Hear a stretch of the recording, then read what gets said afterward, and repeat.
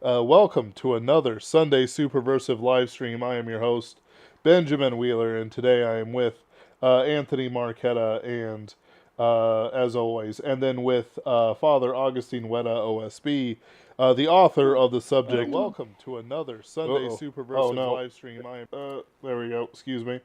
Uh, Father Augustine Wetta, who has written The Eighth Arrow and is certainly willing to talk about it. Uh, Father, how would you That describe wasn't The me, Eighth by Arrow? the way, coughing there. That No, was your co-host. How dare you, Anthony? How dare you? I apologize. That's disgusting. I'm offended. I'm We're out of all here. separate. Just so you know, we're all in separate states currently. Well, actually, not all of us. Philosophically, ethically, religiously, and spatially. I just, I apologize for my rudeness. if we're lucky, we'll hear some gunfire, which will reveal my location. But if we are unlucky, You're in New Jersey, right, Ben? Oh no, I'm in St. Louis. I am part North St. Louis? South St. Louis, Broadway, just south of Soulard. All right. It's pretty great. There were some guys running around with what might have been Uzis and M16s for some reason a week ago. Not sure why. No one's really sure about that one, but multiple people reported it. Well, I'm from Texas, and you don't need a reason to run around with an M16 in Texas. 1 out of every 3 drivers is armed. That's absolutely delightful. If only we had this level of arming. One might even assume that those that descend down into hell have very clear stratifications.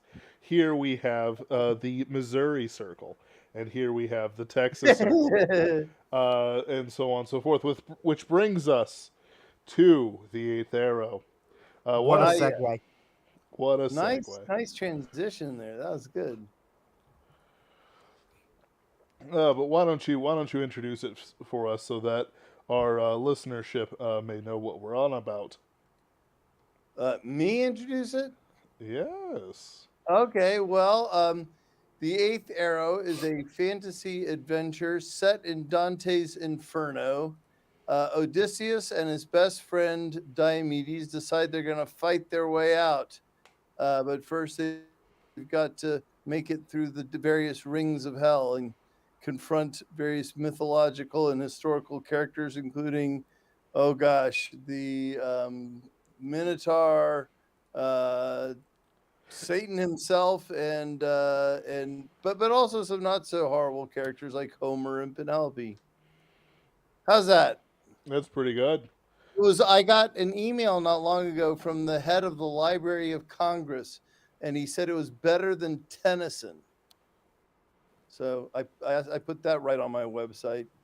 Yeah, I was gonna say that's a gravestone compliment. Yep. What is a gravestone compliment? Is that a phrase? The sort of compliment you put on your gravestone so that everybody knows it forever. Better than Tennyson. Yeah. And since I wrote the book on humility, I can afford to do that.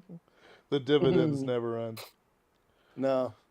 There's a joke in here somewhere about writing a book on humility and then writing a book on hell. We'll find it at some point. What the joke is yet. I'll let you know if I come up with it. So I'll go through my story, how I found the book and all of that stuff, right? Good. I was reading a book from Ignatius Press called, and we actually had a stream where we went over what we were reading a few weeks ago. So Ben knows it already, but it was you might have heard of it. The hike, since it's your publishing house as well. The Hiker's Guide to Purgatory. Oh yeah. What did you think of that? I thought it was fine. I was not overwhelmed with it, though. It was not a poor book by any stretch, and apparently a lot of people really liked it, and I could see the appeal. But, I was spoiled off of books of a similar subject matter, like The Great Divorce, which is maybe my favorite. Yeah. And I did not think that it had, like, that level of profundity. Now, on one hand, that is an entirely unfair thing to say, since the author of The Great Divorce is C.S. Lewis, who is Right. almost effortlessly profound. But on the other hand, you have decided to tackle the same subject matter as C.S. Yeah. Lewis. So, that is now your comparison point.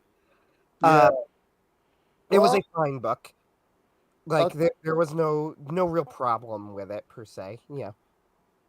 I'll tell you. I'm jumping way ahead here, but I'm pretty good friends with a guy named Philip Pullman who wrote a fantasy book for atheist kids named The Golden Compass, and he's the one who kind of got me to write this book about hell.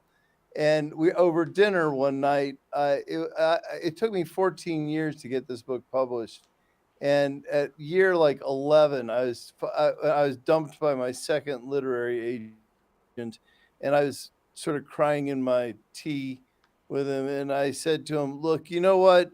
I think I'm just gonna self-publish this thing." And he slammed his fork and knife down on the table and he said, "The last thing this world needs is another mediocre book.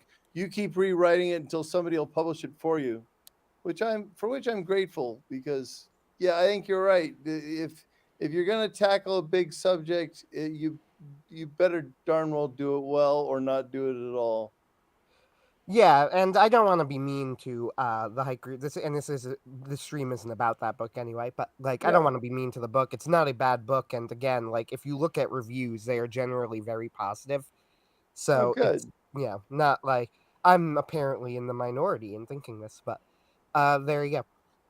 I So never read it, so I wouldn't know. But now I think I probably won't.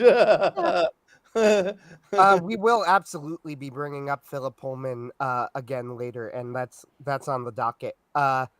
Because I had an article actually that was published in a journal that is somehow to this day, despite being under like its third editorial group since it was founded, the Sci-Fi Journal, as in PHI, Science Philosophy Journal, Huh? it is somehow still running. And under its first editor, I had an article published in there about Philip Pullman's comments on the Chronicles of Narnia as Yeah. well as J.K. Rowling. So we will absolutely be discussing that later, but that's He later down the also docket. hates, to his credit, he also hates J.K. Rowling. Yeah, that's which is funny because I was commenting on both of their comments, but Pullman's more so. Well, he said that at one point they asked him, like, what should Pullman write? What should Rowling write in her next book? And he said, I have an idea. The end. It That's a good line. is a good line. So I found the Eighth Arrow because it was on I bought that book and it was from the same publisher and it was just like if you read this, try this and I said, "Oh, that looks really interesting." So I picked it up and read it within 2 days. Wow. Absolutely loved it. Was a great book. Affected me at work. Was a problem briefly. Uh Good. cuz I was finished. Good, you almost got fought. No, I'm kidding. I get the point. I get the point. You're right. And I had a great time with it. I immediately shoved it into Ben's face and said no, this is really good. Like I seriously enjoyed this book. Uh, I have a column on a publishing house website called Castalia House. Now, I don't post there regularly anymore. I did back in the day, but now I do lots of other things, so I don't have much of the time. But I came out of hibernation just to write a review of this book, which I admit was partially with the idea of potentially convincing you to come onto our show. So to be honest, without consulting Ben, I immediately, although I knew, because Ben has said this in the past, like, hey, if you have anybody you want to invite, as long as it's nothing that's offensively stupid, you're gonna go and invite Joe Biden on or something. Is that something I should say? Probably not. At I don't least know. I'm not considered offensively stupid. That's I'll consider that a compliment. Yeah, you've broken the bar, so good job. Uh, But Ben has said that you're allowed to like invite other guests. So I wrote the email and then I copied Ben on it a few emails in. And what I really liked about the Eighth Arrow, I mean, I like a lot of things about it. I mentioned on there, it's probably the best fictional book I've read in years. Now, that's a bit of a compliment. I've heard the phrase "a compliment with a sting in the tail" because, admittedly, I haven't read a ton of fiction. I've read a lot of not lately. I've read a lot of nonfiction lately, specifically Brant Petra. I read a lot of. I don't Huh. know if you've ever heard of him. No, who is he? He's a theologian. He wrote a book, Jesus and the Jewish Roots of Mary and the Case for Jesus. Uh, both excellent books, and Jesus and the Jewish Roots of the Eucharist. Very, Oh yeah, very, okay, that I know. Yeah. very, very good author. And I read Trent Horn. I read his book, Hard Sayings. He's a Catholic apologist. Yeah, I know Trent Horn. And I read just to make sure that Ben's not totally left out. I did read a book, or if I'm being fair, I've read about half so far since I'm in the middle of it, but it's very good. A book by a Protestant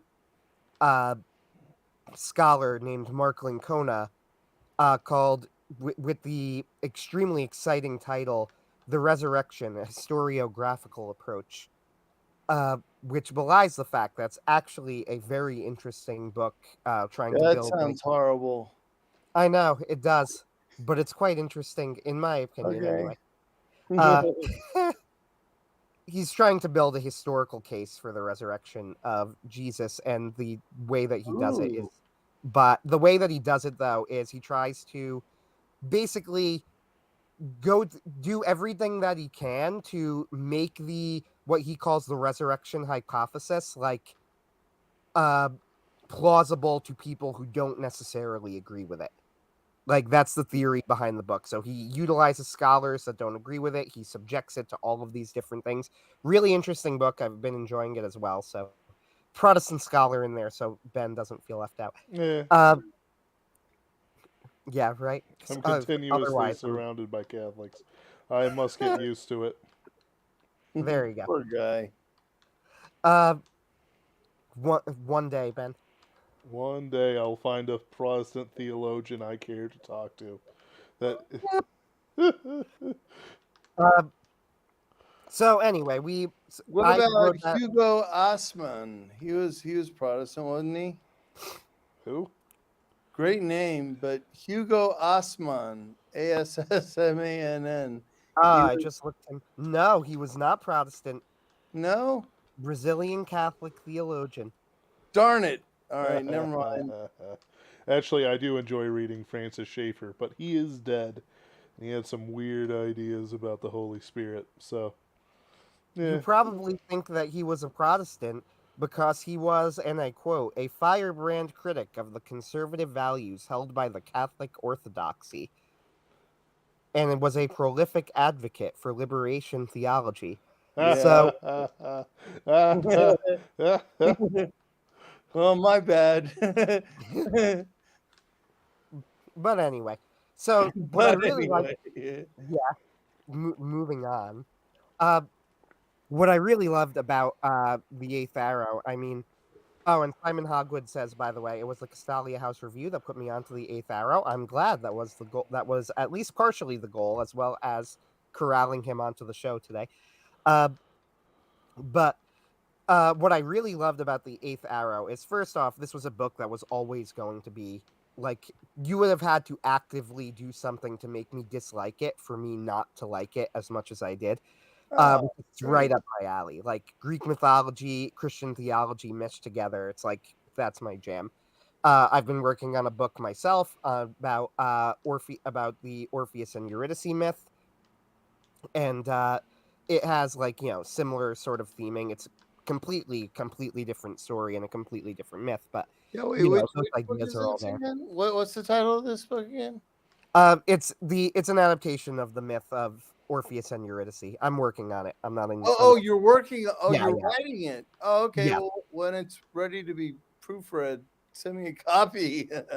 I certainly will. So I can get my hands appreciate on a that. free e-copy and then plagiarize it. I'll remind you, sir, that I do live in St. Louis. So Oh darn I Ben is will my editor. I will break your legs. Just this isn't a threat. It's just a promise. it! No Okay. plagiarization on this stream. This is a Christian YouTube channel. Thank you. Ah. I'll burn down your house in Minecraft. But don't you know I'm a Catholic? I can just go to confession later. It's all cool. I know. That's why I have to have a physical problem with this.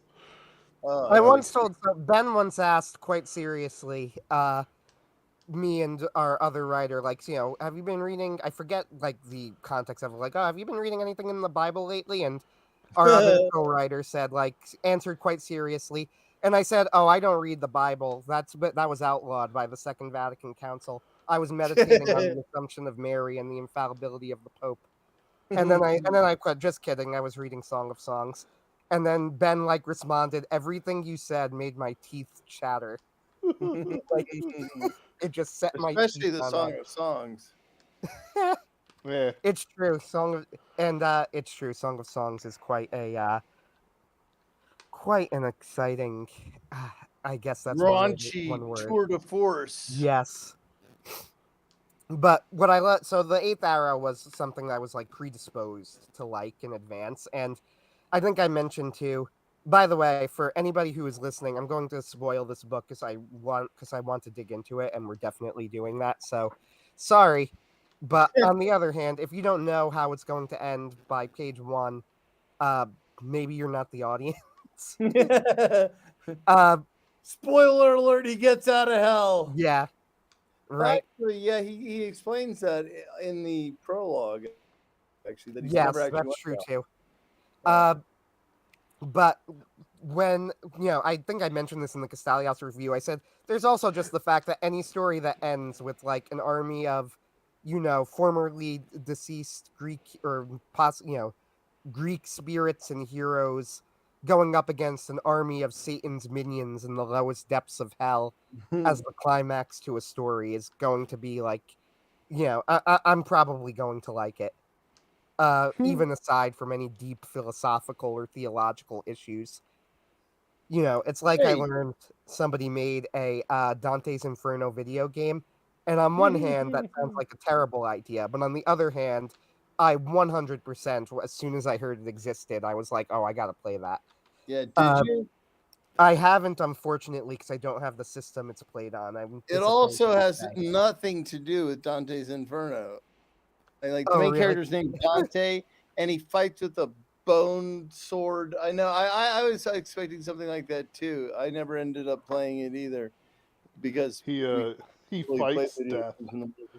But it has it, and Beatrice is a super sexy lover of his that he's trying to rescue from Satan. It's all horrible. It has nothing to do with aside from the names of the characters, it has nothing to do with the book. I was really disappointed. Yeah, wow, that's too bad, but good to know. Saves me some money down the line. But so one thing though, going into like some of the deeper stuff in the book, one thing that I really liked about the book is that I feel like there was a sense in that you were subtle in a way that was true to who the characters were. Like one thing, for example, and I mentioned this in my review, that I noticed and that made me feel clever for noticing, right? Is that Yeah. when he was referring to Athena Parthenos. Now, I knew that Athena was a virgin goddess, but I didn't know that Parthenos meant virgin. Like, however, I suspected it when at some point in the story he refers to Athena. He says, "I'm here in the name of Athena," and I think it's Chiron. And Chiron like laughs in his face and goes like, "Athena's name has absolutely no power here. Get out." But then later in the story, Odysseus will say, and for no real reason, just because like he'll sometimes refer to her as Athena, sometimes as the Parthenos, like it's her title. He'll say, "I'm here on the name of the Parthenos," and all of the demons and all of the monsters will tremble and go like, "Who told you to say that name?" Yeah. And Odysseus never picks up on this discrepancy. But I was curious and I double checked. I'm like, does Parthenos mean virgin? And I looked up, I'm like, oh, so that's like And I'm like, I feel smart for seeing that. And then, of course, I'm pretty sure you mention it in like an appendix anyway, so I could be lying about this whole story. But Well, that's why the Parthenon. That's why the Parthenon in Athens was completely undisturbed until the Turks blew it up, because they immediately, as soon as the ancient Greeks converted to Christianity, they didn't change anything. They didn't even change the statue of Athena Parthenos. They just said, "That's the Virgin. That's her, holding victory in her hand, who is Christ and wisdom. And she's the seat of wisdom." Yeah, they didn't even change the iconography or anything. They just said, "That's Mary," which actually could sound kind of icky to our fundamentalist brethren. Now that I I mean, think it of it, does. It's like, but yeah. why? What's the point? You're just What's the point? Yeah, same yeah. idol. Like it's not even like it. Like I could accept that they put up a different statue or something like that, but it's like no, it's the same one. Don't pay attention to that.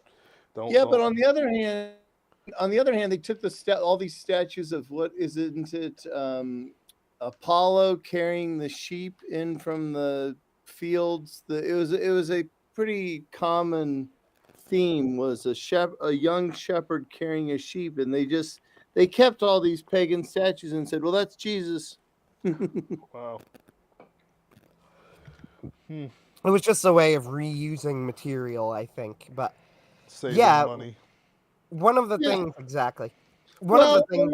not exactly. I mean, it was Saint Justin Martyr who talked about the logos spermaticos, right? That you could see the seeds of truth even in pagan philosophy, pagan authors, and pagan art, and they may have they stumbled upon the truth in spite of themselves. That it's what is it? Virgil's fourth eclogue. He says, "And a child will be born unto us, who will change the world and bring peace to all the nations, and this will happen in the 30th year of the reign of Julius Caesar or Augustus Caesar," and so on and so forth. And it turns out like he didn't mean to be talking about Jesus, but he sure was, and that's Well, how I interpreted it. yeah, I know that there was a theory that Saint Augustine had. Uh, Saint Augustine's theory was that most of the gods that were being worshipped, most of the time, were just demons. However, I'm pretty sure I could be wrong about this, but I'm pretty sure there was like Augustine had this. He like kind of mentions it as an aside, almost that it is possible that some of the demons being mentioned are in fact actually angels. And he Hmm. says now it's still wrong because they're worshiping them, meaning, and by that, Augustine means giving them the sort of honor that is Yeah, only due to God, but they aren't evil beings that they're doing this for. right. So, like, he at least leaves open the possibility that, like, some of the less evil, I guess, uh, gods of the pantheon could potentially be like good spirits, The good which is ones. what was that? Nothing. Well, I mean, Nothing. what is it? Thomas Aquinas's very definition of a sin is putting a lesser good above a greater good, right? Oh It's yeah, Augustine is quite clear. He's like that doesn't mean that they were right to give them the honor that's due right. God. Like that's still wrong. He goes, but Any, at I, least it wasn't for like an evil being. It's yeah. like Well, that's something. there's a little bit there that always kind of gets me. It's like God is very clear about how Baal and all the statuaries and so on and so forth of the Philistines are to be treated. And to me, it's always been of the same source, the same idea. It's like, yeah, sure, I'll agree all the time that uh, for some of these, especially with how Ishtar and a few others are treated, that uh, they could have been like evil demons and so on and so forth. But with Baal, it's always struck me as odd because the king of the Philistines uh, basically has a dream from God when he takes Isaac's wife, and or with an angel. I think I can't remember which one. I don't have it in front of me. And he immediately just accepts it that you know this is a direct vision unrelated to Baal that he has to immediately follow or die. So to me, the reason why I'm put off by it is the idea that God clearly destroys even with his own direct influence, as in, you know, like the equivalent of throwing a lightning from heaven, where he topples the Baal statues so that they're lying face down in front of the Ark of the Covenant. Um, Yeah. you know, like there's clearly a standard that God has, and he doesn't care. Hmm? No, no, go ahead, go ahead, go ahead. And he doesn't care what's actually being worshipped or what's in fear of, or so on and so forth. There is no one before him, and I think perhaps that graven images is more literal than we give it credit for. Though I will admit to having several pieces of statuary, including a sphinx and some painted pots Ouch. depicting Greek gods. Though I do like my sphinx. I, Though actually, I mean, you could easily say that that Sphinx is a cherub, right? And the angels that guard the Ark of the Covenant have heads of men, bodies of lion, and wings of eagles, right? this one doesn't have wings. Sphinxes rarely had wings. Uh, I mean, well, paint some maybe wings on there then. no. Make it an angel. It's an Egyptian sphinx. Well, I don't need angels. In the same way, I don't need statues of angels. Uh, but you need a statue of a Sphinx. because it's cool as all get out. yeah, You don't understand how well, rad this is. yeah. Well, if evil were ugly and uncool, no, everybody'd be good. I completely disagree. We know how Baal and others were worshipped. We know how Ishtar was worshipped. You know, and we see how those who worship Satan uh, treat themselves and others. I've even seen some Except, horrible things come out of the 1930s interwar period that absolutely convince me that people will serve anything, ugly or not, as long as it keeps them from God. hmm. But you could, okay, we're so far off topic No, here, we're but I not. don't care. No, we're I'm not. at, I can bring us back. I can bring us back. But but wait, I still want to go along this line because it would be okay if you were worshiping Baal in a particular way and you just switch that to God, that would be okay, right?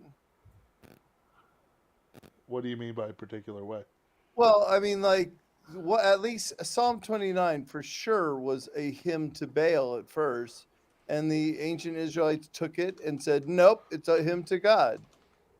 Right? I've The God, never the heard Lord, that before. the voice of the Lord is over the waters. The glory of God thunders. The thunders over the mighty waters. He breaks the cedars of Lebanon. That's a hymn to Baal. There are sources, right, that indicate that's a hymn to Baal. That they said, well, you've been saying the right words. You've just been saying them to the wrong guy. Hold on. They put me in the New International Version and not the King James Version. How dare Bible Oh, Gateway? sorry. How dare Bible Gateway? Hold on a second. Well, let's see. Psalm 29. The God of glory thunders. All who I'm Yeah, trying yeah. to recall it But from memory.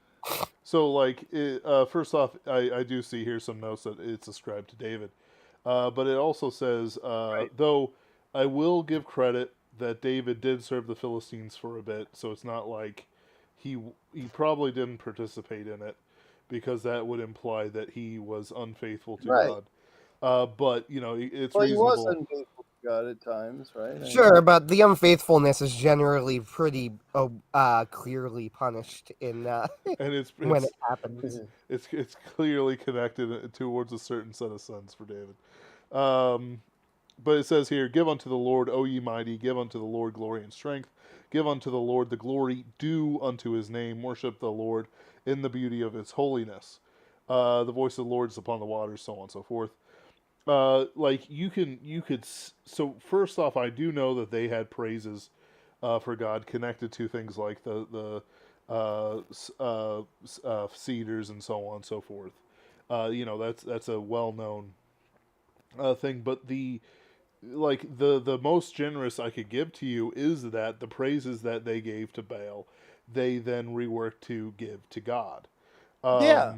But the thing is that that's If you not can do that, if you can do that with words, why can't you do that with architecture or statuary or paintings or?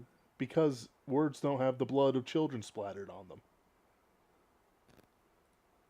That's interesting. Oh, I see. Because the temple is used to sac. Because Baal I don't worship is child follow you. sacrifice. Like they like there's clear evidence that they were used to burn children alive, sometimes in them, sometimes on them. Um, they worshipped through homosexual activities. The worship of Baal is foul. Um, Oh yeah, yeah, yeah. To be sure, but the not all forms of worship of Baal were fell. Well, yeah, probably so by virtue of them being. But see, the thing is, it's.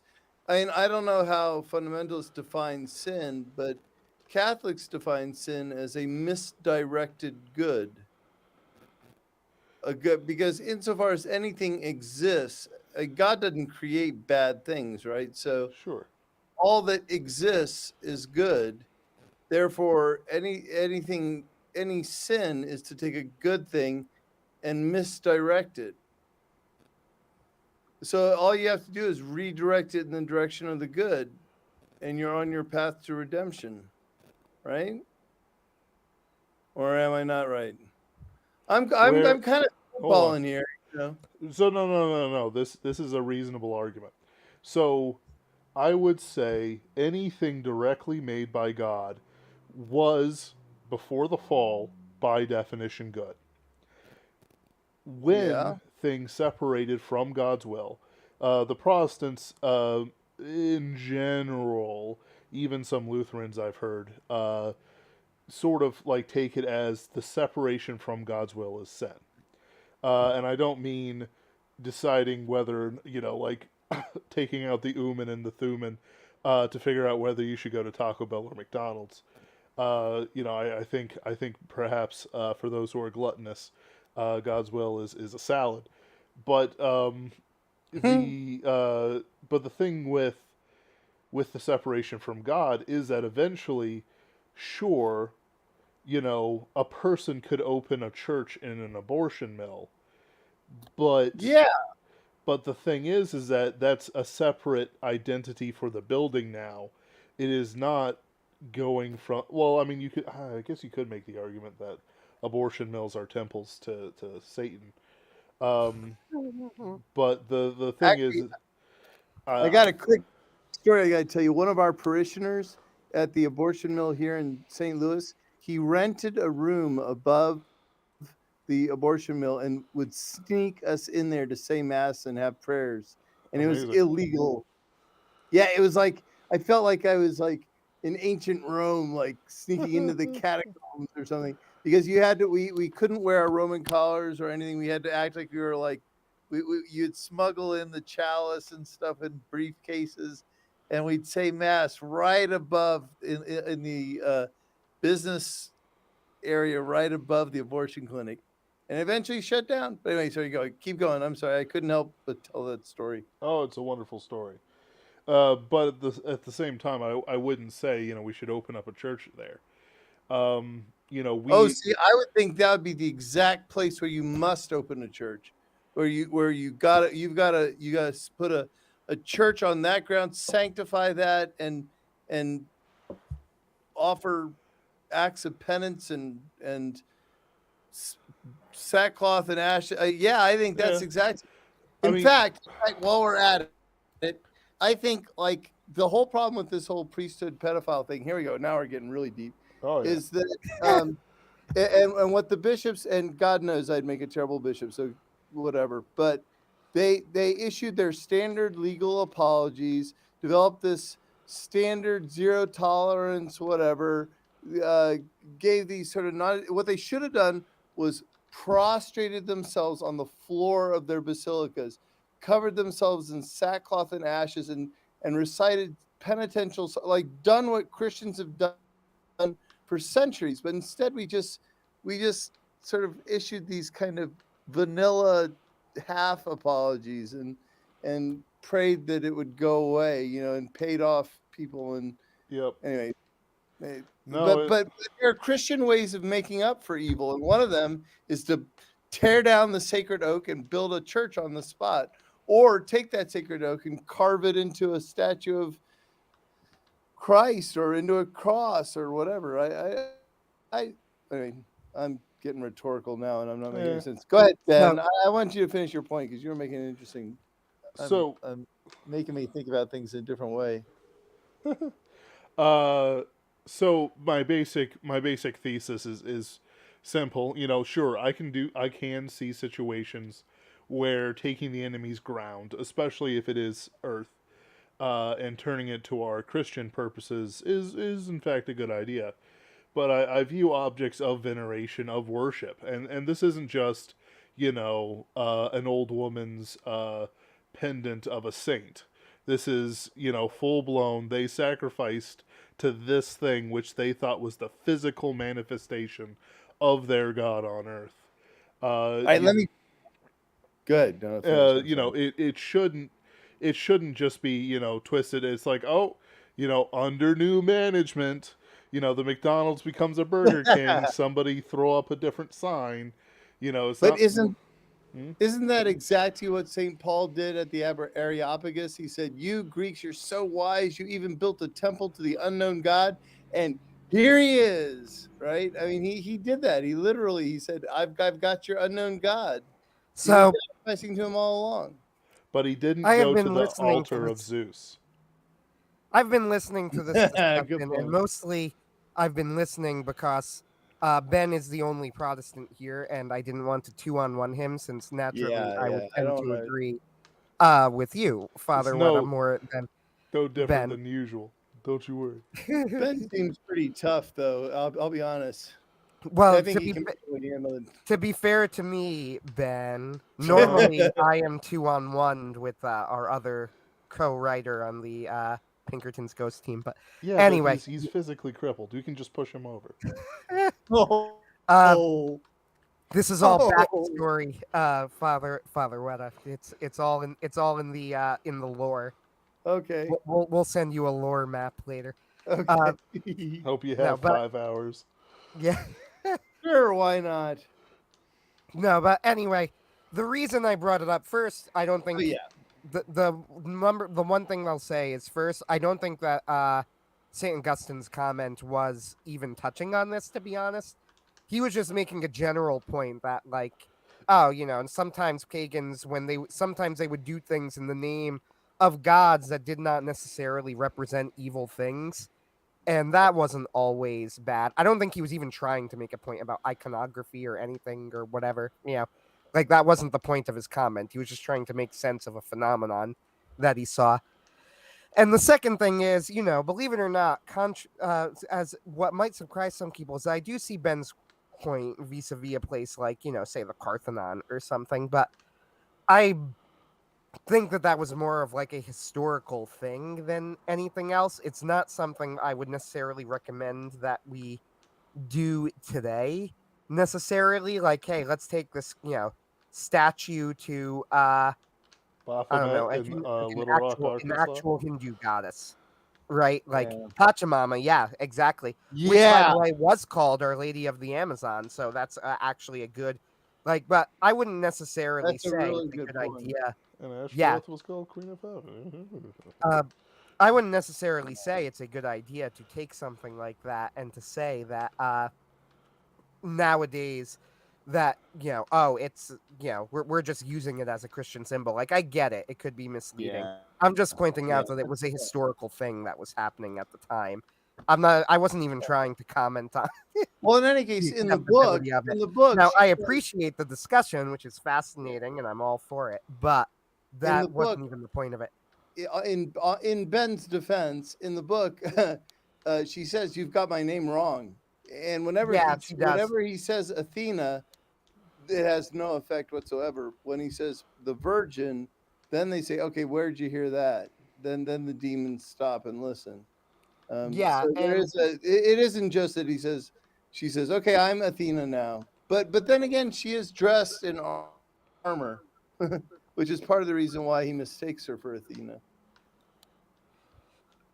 yeah, one of the things that I did like about the book, actually, and that I mentioned, is that I think Odysseus kind of like the way that he reacts to everything seems to be realistic to what he would know and who he is. Like, Odysseus at no point in the story ever makes the connection, hey, wait a minute. When I call her the Parthenos, people get afraid, but when I just call her Athena, nobody cares. Like, what's up with that? He doesn't make that connection. And if you think about it, like, it happens at very isolated points. Like, they're not close enough together that he would, necessarily connect the two. And why would he? Right? Like, Right. he would have absolutely no basis. Like, there would be no background for going, okay, so why would they be afraid of a virgin? Like, it would be like if I were, to use a title, if I were to use that title, like if I called someone the Virgin, that's not something that's going to strike fear into people's hearts. So naturally, you would assume that if I were calling someone the Virgin was because I'm referring to Athena, Yeah. right? Like, Yeah, I hadn't thought of that actually, but you're right. so that's Odysseus's reaction, which is something that I really appreciate about the story. And the other thing that I appreciated is that, any Christian who reads the story could probably figure out, oh, there is this weird bread in the story, right? And it brings people to life, maybe, but otherwise looks no different and tastes no different than regular bread. What is it? And the demons Well, freak out about it. yeah, and the demons freak out about it. Right. Well, one thing again that I really like about the story is that you don't actually come out and say the answer in the story. Odysseus does not ever figure out what the bread is. He gets a better idea by the end of what it does. Like, okay, this is bringing people back to life. Like, I could use this to bring people back to life. And then he goes, I Right. I need to use this. But he never make like he goes, is this like, is this divine bread? He never makes that connection. He's just like, this is apparently very important bread. I have to treat it very seriously because Well, it's not.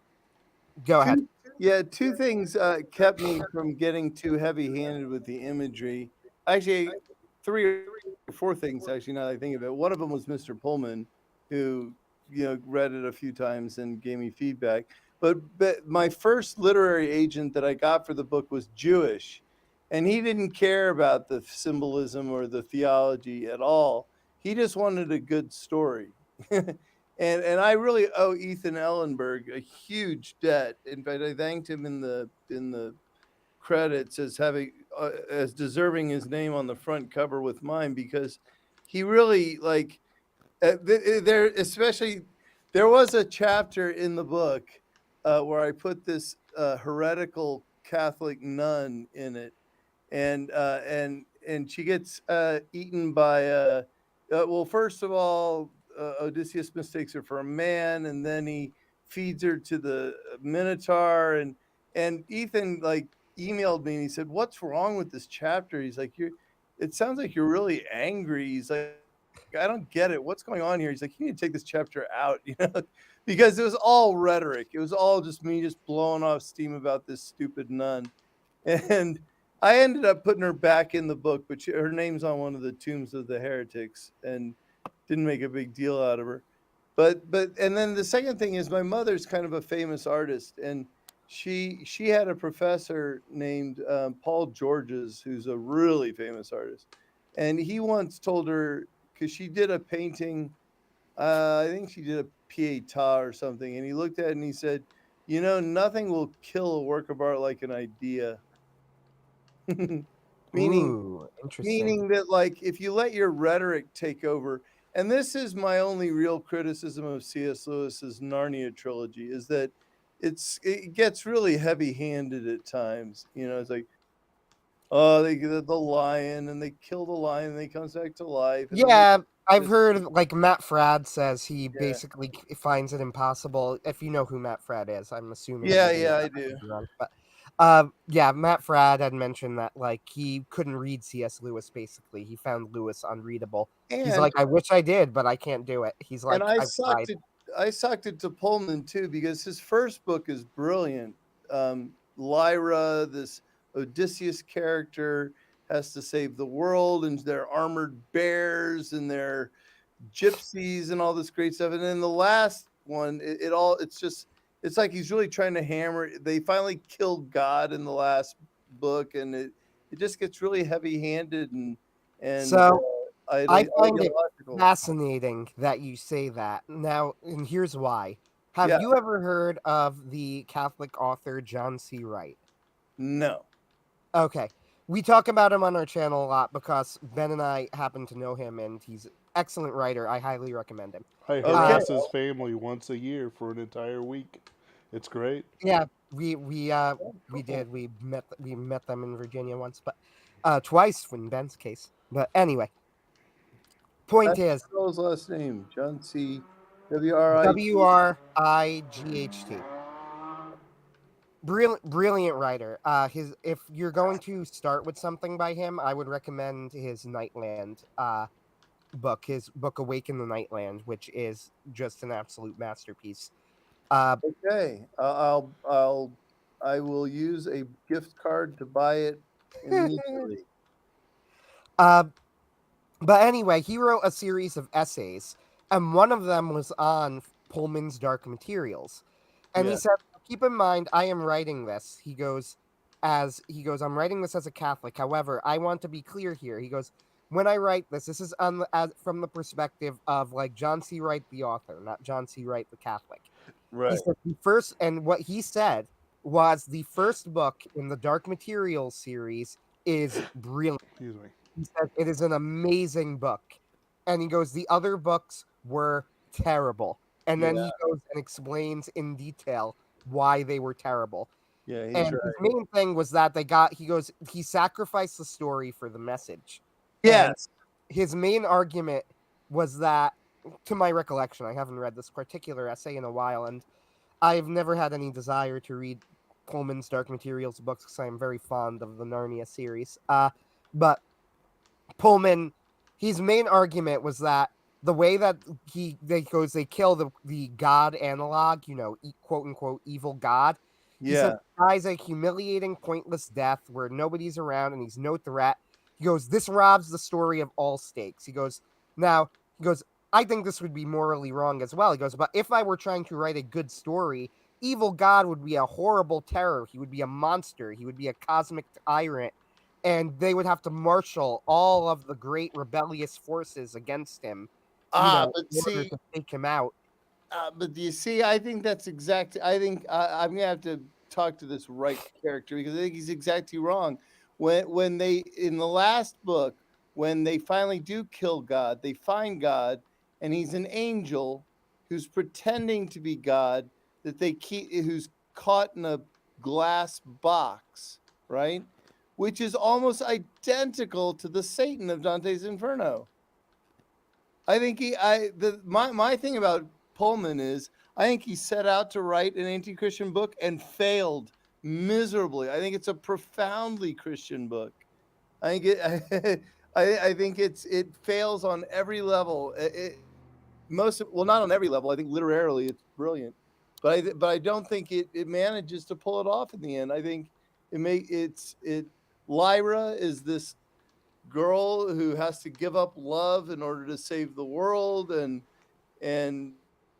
well, anyway, yeah, it's there's actually a pretty good article in First Things, or there was years ago, by, let me think if I can remember. Oh, right was her name? No, Wrath. No, um, uh, or Maloney. Maybe it was Daniel Maloney. Anyway, he real well, you can look it up, but uh, I'm not the only person who thinks that it's actually turned out to be a pretty Catholic, a pretty Christian book. So, Father Wetta, I just Yeah. posted for you because he published this series of essays in a book called Transhuman and Subhuman Essays on Ooh. Science Fiction. And Okay. good book of essays, but most of them were published free on his blog. And Ooh. this is one of them, and they are still up. So I feel no guilt. Okay. He did not remove them. They're Uh, I formatted that book. It's an excellent collection of essays. it really is. If you want to dive into John C. Wright's thoughts on it, as well as if I might shill, which is the great American pastime. Yeah. John C. Wright and Jason Rennie are working together to create a new podcast for the Superversive initiative that we're trying to get going. So do look Cool. forward to that, dear viewers. Even though things have been slow, and myself, I have tried to move out of my house, which has precipitated deep tragedy and about $1,400 in fines, unrelated to anything moving out. I am also moving forward on other projects, so do be sure to look up on that. And I'm sure, Father Wetta, that once you and Jason and John get to know each other, you may be a visitor sooner than later. Oh yeah. Well, anytime you want. Yeah, I love books. Any excuse to talk about books, I'm in. Just just tell me where to be, and as long as I remember, I'll show up. Just tell me where to be, and it's like an alleyway, and I drive up in the car. It's like, okay, we're gonna have this Yeah. debate, mano a All mano, right. in an Awesome. abandoned McDonald's parking lot, as St. Louis tradition dictates. Yeah. Yeah. I'm Uh, not from St. Louis, so I see. I'm just gonna have to trust you on that one. Good.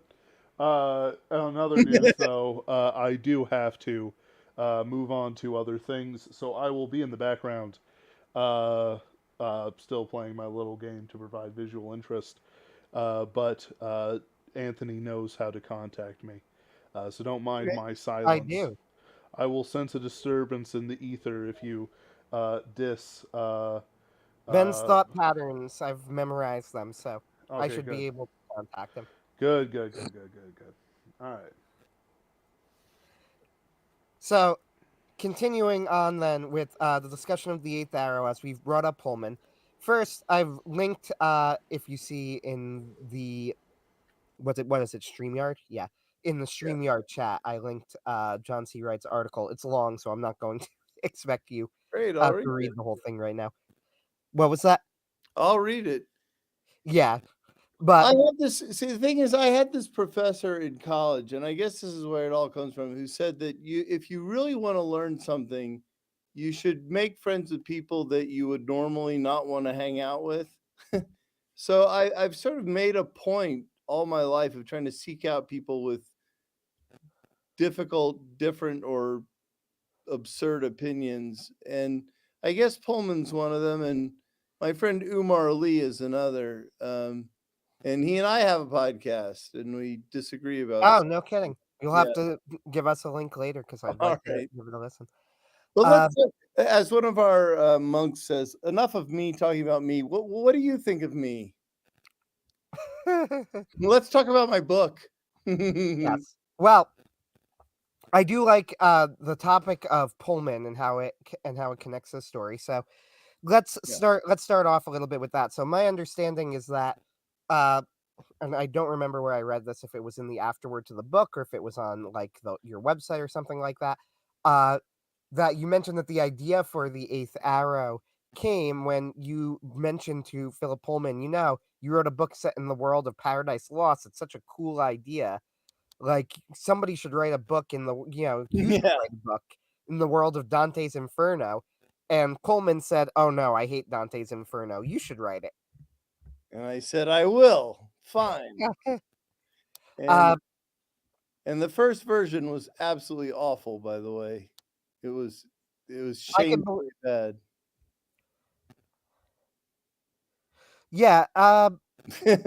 The I was going to say something, but I didn't want it to come off wrong. I was going to say I could absolutely believe that, but I mean that from the perspective of like I have also done writing, and your first draft being bad is the norm, Yeah. right? Like No, I that. mean, it was really bad. It didn't even star Dante. It was this kid who had pistols that popped out of his sleeves, and it was a zombie apocalypse.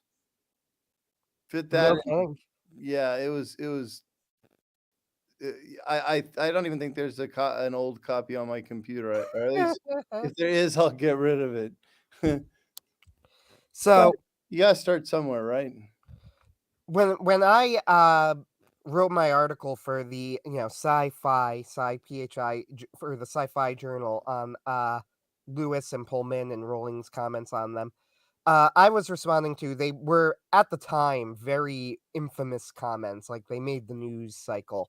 You know, Yeah, he said something about Susan, criticizing, like, that Susan was left out of Narnia because she discovered being a woman or something like that. It's right. been years, She so went to hell because of her nail polish and nylons. yeah. And then J.K. Rowling just kind of jumped in and said, "Yeah, he's right." Uh, Wow. and I wrote an article going like, I think that basically, I think Pullman's lying, which I still think, because Lewis is very clear that that is very much not why. With that said, though, even though I absolutely adore the Chronicles of Narnia, and I think that The Last Battle is in many ways the most brilliant book in the entire series, I do think there's something deeply unsatisfying about the fate of Susan. Like, nobody really likes it. You know what I mean? Yeah. No, nobody Well, who I talk to who reads the Chronicles of Narnia, everybody is somehow unsatisfied with the fate of Susan, including me. yeah. Something Well, about it strikes me as off. but it's uniquely English, I think. I mean, again, well, we're back to Pullman again. I just have to say, he and I had an argument over dinner one night where he finally said to me, he said, what I hate about Christianity is that it teaches kids to be afraid of sex and ashamed of their bodies and to scorn this world because they can always look forward to the next. And it's such a worn cliche that I just kind of took it for granted that it was true. But the more we thought about it, and we've been going back and forth ever since.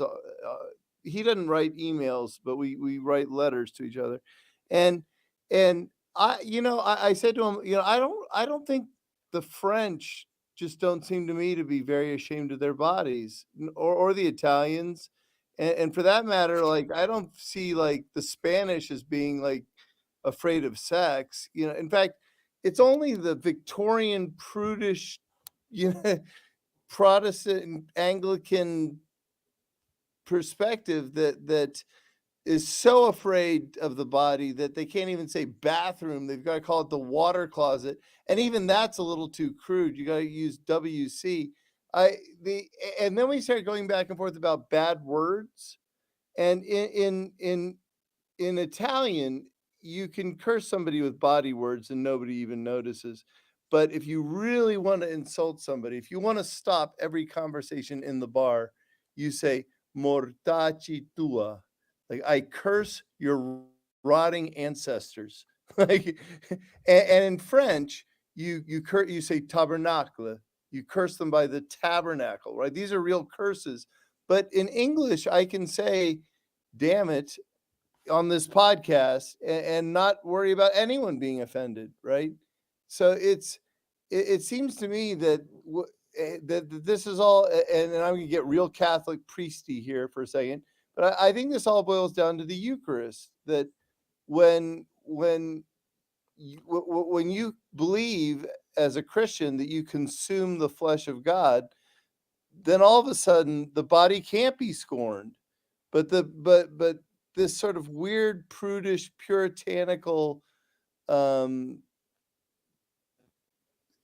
religion of the book that we inherited here in the United States has us sort of bizarrely focused on the body and its evil, And I think people just universally ascribe that to all Christians, but I just don't see the most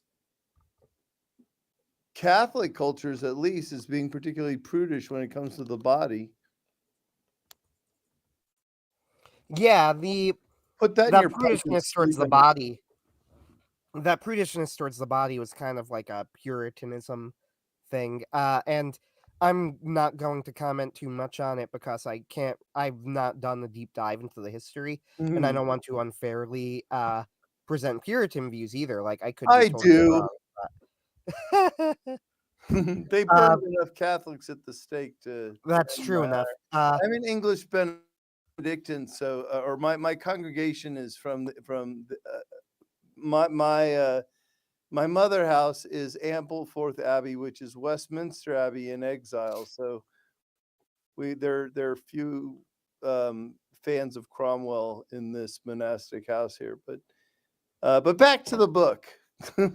Yes. So now, when you have Odysseus, one other thing that I really liked about the story is I did really enjoy the arc that you decided to give Odysseus of, this real. But part of the thing that interested me was how much of the arc was already, in a weird way, like finished before it started. And by that, what I mean is Odysseus has been there already for thousands of years, right? Like, so he has had time to mull all of this over. By the time that, you could call her Athena, the Parthenos. Well, I'll refer to her as the Parthenos, right? By the time the Parthenos shows up to Odysseus after he says his prayer, uh, he has, when she tells him, like, why should I help you? You deserve to be here. Odysseus's response is like, she had me flat footed. She was totally right. Yeah. He's like, what? He's like, why should I help you? Like, oh, good point. But it takes him a I long mean, I think time to he get does, to like, that point. what was that? It takes him a long time to get to the point where he can say that about himself, that he deserves to be there. Uh, it does, but when I just like that when the Parthenos says that about him, Yeah. he does continue pleading his case, but he's just like, Yeah. well, yeah. He's like, but. And there's just a general idea of, like, as he goes through the book and he's reflecting on his journey, he's like, I was kind of terrible, wasn't I? You know, Yeah. the And he Greek myths, was. yeah, the Greek myths are generally, they're very bleak with few exceptions. Like, I remember once I was trying to think of, like, what are the Greek myths I know of with happy endings, and I could think, well, let's see. There's technically the Odyssey, which doesn't really end happily because, like, more tragic stuff happens after the end of the story.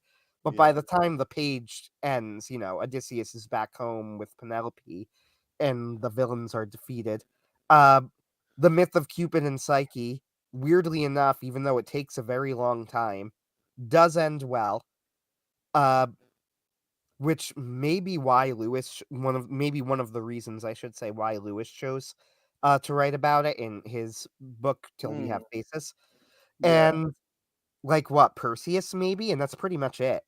There But like actually, I just read an article, or maybe it was a couple of months ago, about the original Grimm's fairy tales and how brutal and horrible they were, and how they almost all had these horrible endings where bad people won, and they've done these chemical studies of like, or these studies of kids' brains, and they call it oh, Disney Hangover, that while you're watching the Hunchback of Notre Dame Disney version, you get this really warm feeling, but then at the end, kids get really depressed after the movie's over, because the moral of every Disney movie is if you're pretty and nice, you'll do okay.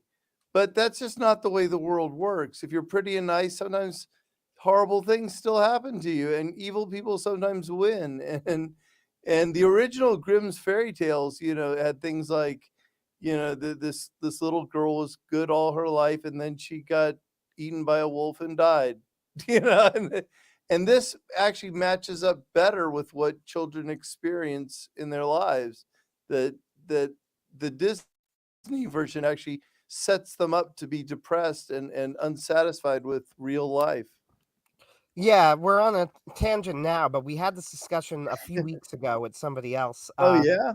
It was about we were discussing.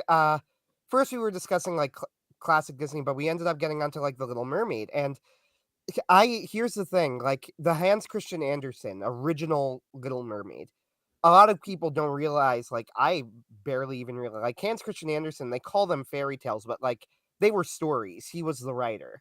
You know, Yeah. like he made them up. They did not Yeah, have a the history original Little until. Mermaid, she dies, doesn't she, at the end? Or So that's the no, thing, and he this is dumps where her. She becomes a human to live in constant pain, and then the prince dumps her. kinda like this You is know where what? it got interesting. I had that memory, and one of the guests on our show had that memory. That I'm like, didn't the original Little Mermaid end really depressingly? And then Yeah. I read it, and it was fast. It was a fascinating experience. And first thing that I want to stress is that I was actually kind of blown away. Like I might have read it, like 10, 15 years ago, but like Hans Christian Andersen is a really beautiful writer. Uh, Yeah. you know, hot take, I know. Uh, Next I'll be telling you in that Dante, boy can he rhyme. Uh, but Well, you yeah. know, Hans Christian Andersen is a really beautiful writer, though, so I was impressed on that score. But one thing that impressed me is that, like, I had this memory of the Little Mermaid ending with her just like dying, and other Yeah. people did too. And I remember watching it, but that's not actually how it ends. He Oh. writes this beautiful passage. It is a truly gorgeous passage, by the way.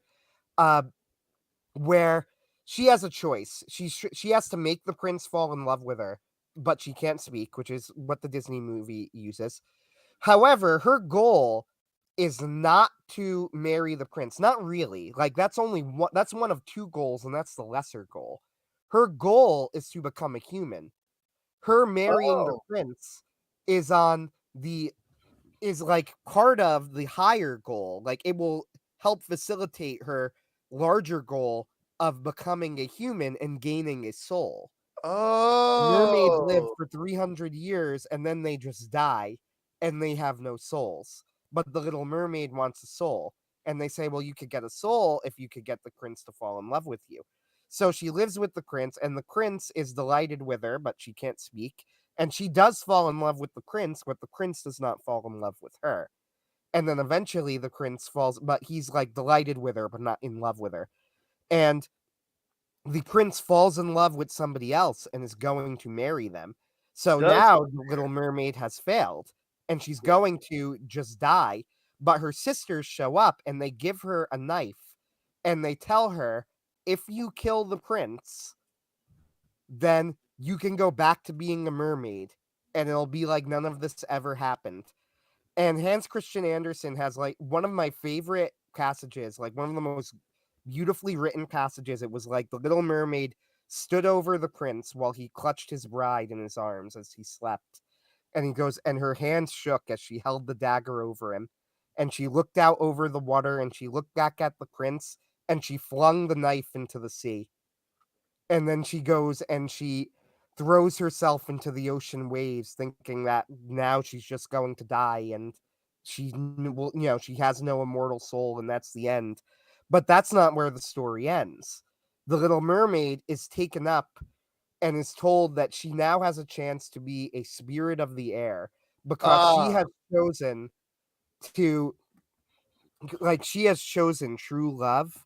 Yeah, Ah. and she has chosen like true love, though not true romantic love, true Yeah, yeah. self-sacrificial So love, so so sad. right?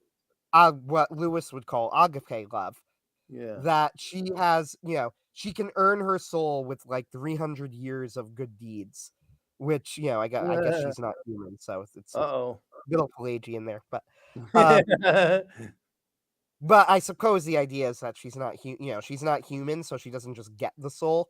Right. But, like, she can earn the soul if she does 300 years of good deeds, and then because Hans Christian Andersen is writing for children, he adds a little moral, and also, anytime that a child does something bad, The Little Mermaid gets, like, another 10 years added to her sentence or something, which is sad, which, which always felt kind of comically random to me.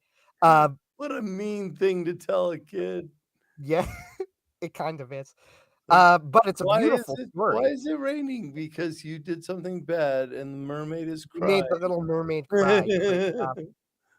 Goes, oh, you won't eat dessert? Well, then the Little Mermaid's gonna be stuck floating around for another 100 years. 3 centuries. Thanks for that. Mhm. Uh, but yeah, like, and for some reason though, I didn't remember this. Nobody else remembered that this part of the story was there at all. But it was as far as I could tell in every version of the written story. So what happened? And then I learned that they made like some sort of YouTube, like somebody made a short, like The Real Little Mermaid, where they cut out that ending. Ooh, And that fascinates me because it tells me that like they probably saw the ending as tacked on. Like they said, "Oh, like clearly yeah. she's just supposed to die there." But that's such a depressing view to me. Like that you think that after all of that, the satisfying way to end that story is and everyone dies, and then she just dies. Like that's not what Hans Christian Andersen thought. And Mm, I think Anderson's version, his version of the story speaks to higher things, right? yeah. There's also the point, though, that his version of the story, when you compare it to the Disney version, it is like night and day in terms of how unbelievably shallow the Disney version is compared to the Anderson version of the story, Mm, right? Like, yeah. can you imagine a scene in a Disney movie of the hero or heroine of your movie standing over, you know, the good prince, her arms shaking as she decides whether or not to murder him? Yeah, Like, that's a little touchy. you can't do it, right? Like, Right. Hmm. it's just something that's not done. Yeah.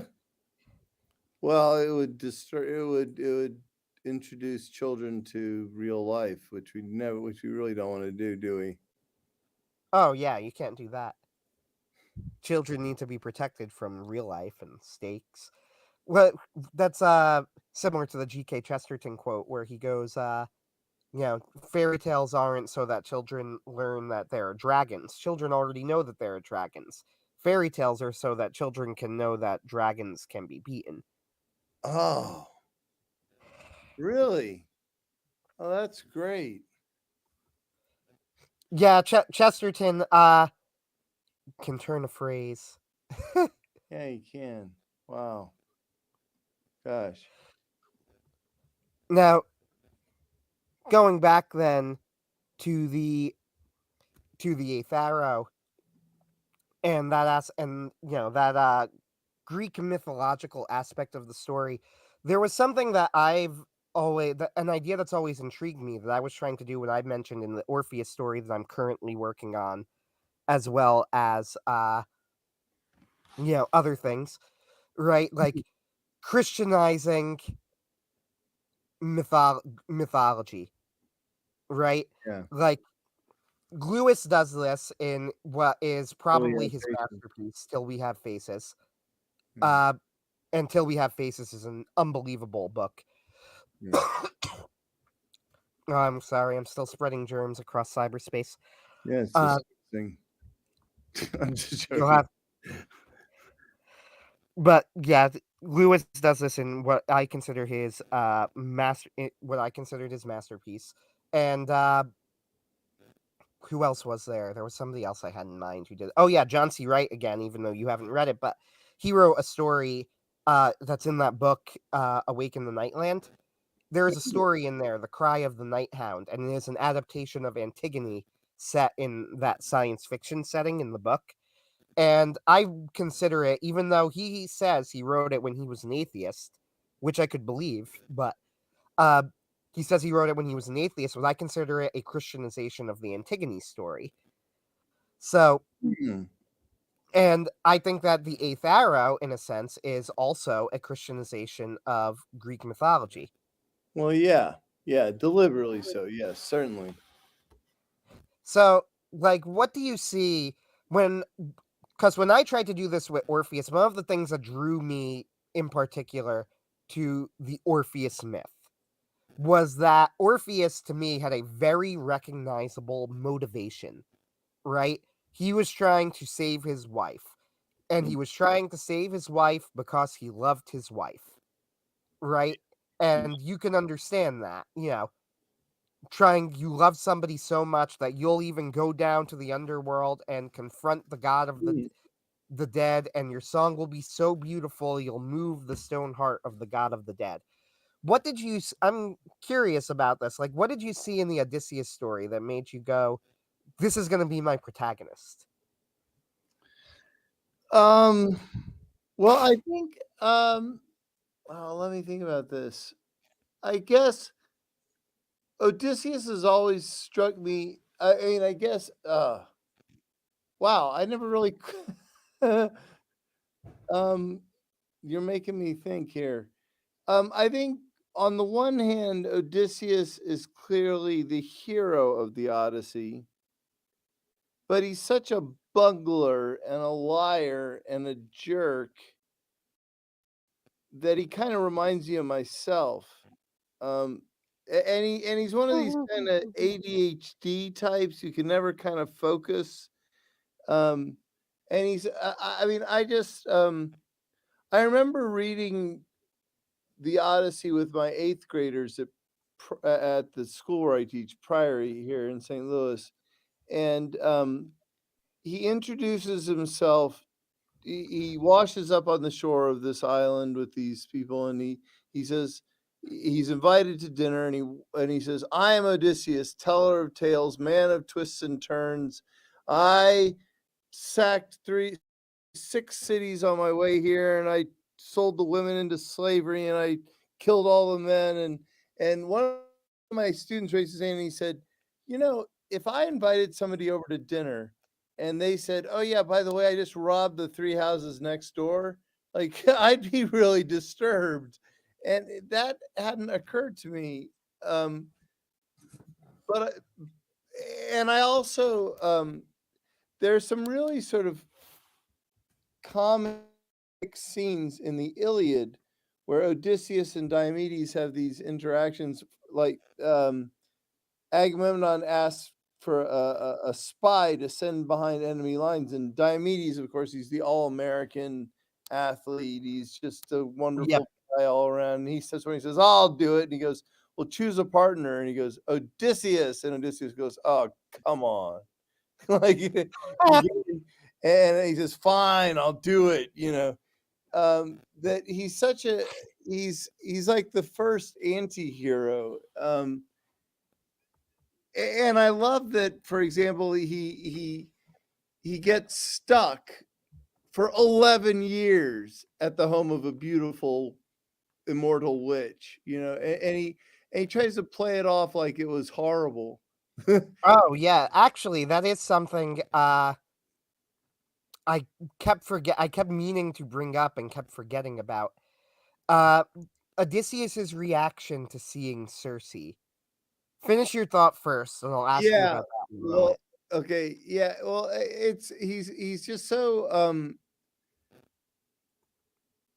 well, and then of course you can't trust anything that's interesting in the Odyssey. All the greatest stories of the Odyssey are told to someone by Odysseus, who admits fully right off the bat that he's a liar. So he's the first unreliable narrator, right? Yeah. And I guess I come from a family that tells stories, and in fact, just the other day, I was telling somebody a story, and my sister was there, and she goes, "Wait a second, that didn't happen to you. That happened to me." And I realized I've been telling this story for so long that I forgot that it wasn't about me. But that's just the sort of thing that Odysseus would do, I think, or I like to think. And so I guess Odysseus becomes the protagonist. Well, also Dante gave me the idea because he is the only character that Dante sympathizes with in hell. He turns to Virgil and he says, "What's Odysseus doing here? He doesn't deserve this." And Odysseus says, "Yeah, I don't deserve this." And Virgil takes Dante aside and says, "Yeah, he's a liar, right?" Yeah, like don't listen to him. Like keep moving. But Yeah, still, like there's the sense that maybe Odysseus didn't deserve to be there. So that so I guess Dante gave me the idea. so it was all Dante's fault. Yeah. Uh, indirectly. So that was another thing I kept meaning to ask and kept going off on rabbit holes, which is fine because rabbit holes are interesting too. But uh, Yeah. Circe.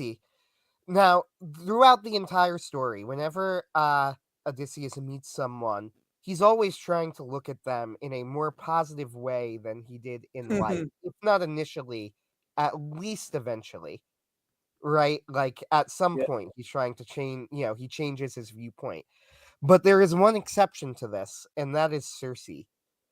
Like, I am very curious about this because everything he repeats, the Parthenos' message to him when she tells him, mercy over justice, mercy over justice. Yeah. And he tries to help the demons who are hurt. He tries to Yeah, help that's Ajax. right. What was that? Oh, I never noticed this, but you're right. Yeah. But when he sees Circe, he like I can't remember exactly what, but he basically spits in her direction. Yeah, he sees her. It's been a long time since I've read this or reread it or wrote it. But yeah, I think I had that was one of the later passages that I rewrote. And by then I had become really good friends with a Catholic author named Dawn Eden. I don't know if you've she's I reckon. she wrote a book called Thrill of the Chaste, and as contemporary theologians go, I think she's probably literarily like the most accomplished. She used to be a journalist for Rolling Stone, and she had this conversion and so on and so forth. But she writes beautiful prose, and she and I got to be friends. And she was horribly abused sexually as a kid, and came to the church through stories of the saints and their abuse. I mean, some of the things that these saints have been through have been pretty awful. But I began to rethink that story in terms of sexual abuse, and I think I about see. when the crisis broke in the church too, and I started to think of Odysseus as the victim of sexual abuse. That it, I I mean I don't know that I really came to this conclusion explicitly like in my head, but now So that I pulled up the passage, and this is exactly what it says. Odysseus Odysseus goes over, like, what his you know to my shame, it was their begging in tears that tore me from Circe's side, and I waved her from my ship, tears drenching my beard. I told myself that she would never have released me had I not won her love, but oh, the cost. So now he says he sees her again, but then he says, the spell was shattered. An old rage rekindled in my breast, and I spat into the darkness. Prophecy now, will you? I shouted. You don't know my future, you never have. I grit my teeth. This was her way. This was the way of all seers. oh Say yeah. only enough to cause doubt and misery. I was glad she would spend her eternity looking only back. I spat again into the darkness. It's just it's a very visceral passage because he's so angry at Circe when he's going out of his way to help like harpies who have tried to kill him, Proteus later. Yeah. He goes out of his way to I'm trying to remember there was somebody else to help Satan actually for Yeah, that well, matter. the arrow out of his back, yeah. Right, he even pulls the arrow out of the back of Satan, but when he sees Circe, his reaction is, you deserve it. I'm not helping. Well, wait, but she makes a prophecy to him right before he says that, right? She says the eighth must break or something? Yeah, she says no hope. The eighth will be broken. Yeah, and I think that's, okay, I'm gonna reverse what I said just now. I mean, the thing about art, and I hope this is a work of art, is that it can mean more than the author intended. And now I kind of wonder if Cersei really is such a villain. If maybe that's just the bitterness of a spurned lover. I mean, if that's just him looking at an ex-girlfriend and being like, "Well, to hell with you," literally. Like, if you won't come back, then I'm gonna curse you. I don't know. On the other hand, her prediction is negative, and he doesn't want to hear that. So maybe he's angry for that reason. I don't know. I think one. Okay, I'm spitballing here because I've never actually really thought about this. But maybe the way one deals with ex-lovers is